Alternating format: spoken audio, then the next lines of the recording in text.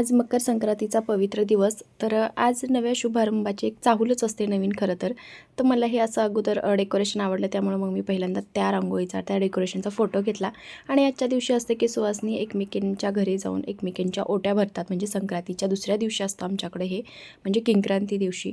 तर अशा प्रकारे एकमेकींच्या ओट्या भरून त्यांच्या सुखसमृद्धीची किंवा त्यांच्या निरोगी आरोग्याची प्रार्थना मनोमन केली जाते. आणि आजच्याच दिवशी वाण वगैरेही वाटून दिला जातो किंवा तिळगुळ वाटलं जातं. तर तिळगुळ हा म्हणजे नात्यांतील एक गोडवा टिकून ठेवण्यासाठी खरं तर ही प्रथा किंवा परंपरा आहे. याचा खरा अर्थ असाच आहे की नात्यात जो काही दुरावा आलेला असतो तो या निमित्ताने थोडासा दूर होतो. तर अशा प्रकारे आम्ही तिळगुळ खात फिरत होतो म्हणजे एकमेकींच्या घरी जात होतो. मग आजच्या दिवशीच वाण वगैरेही देण्याचा कार्यक्रम होता.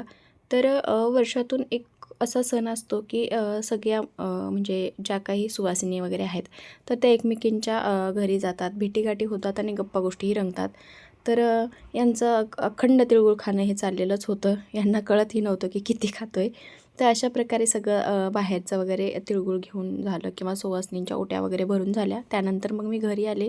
घरी थोडंसं बोरणांचे डेकोरेशन वगैरे केलं, आवरलं. आणि मग माझ्याही घरी मीही सुवासिनींना बोलवलेलं होतं, त्यांच्याही ओट्या भरून घ्यायचा कार्यक्रम होता. तर अशा प्रकारे याही माझ्या घरी जमलेल्या होत्या.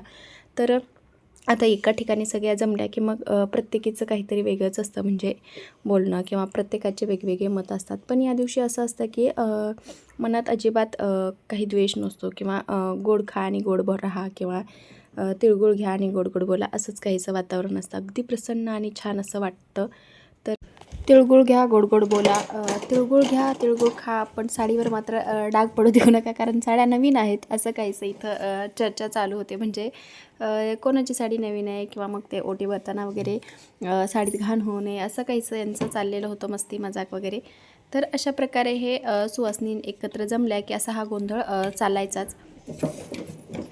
मकर संक्रांतीच्या हळदी कुंकवाची अजून एक वेगळीच मजा असते आणि ते म्हणजे भेट मिळाली, म्हणजे वाण म्हणून भेट मिळाली की ते भेट काय आहे हे अगोदर उघडून बघायचं असतं. प्रत्येकीचं हेच असतं, म्हणजे ते काही असो, वाण छोटा असो मोठा असो, पण एक उत्सुकता असते की यांनी वाण काय दिला किंवा वाणामध्ये काय काय आलं किंवा याचा उपयोग काय, हे इथंच ठरवलं जातं.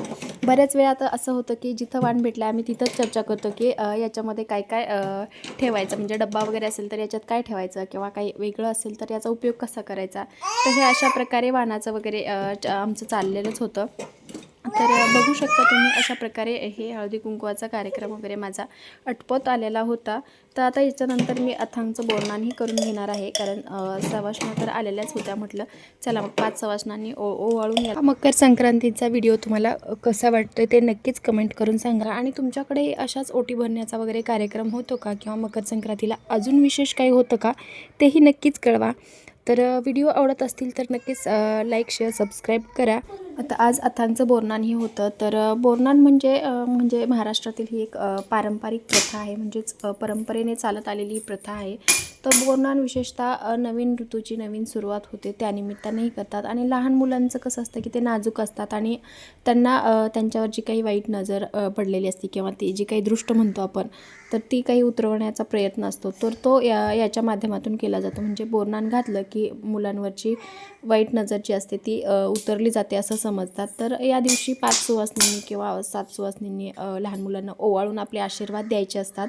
आणि मानलं जातं की बोरनान घातलं की मुलं हे निरोगी सदृढ आणि चांगली हसरी वगैरे राहतात.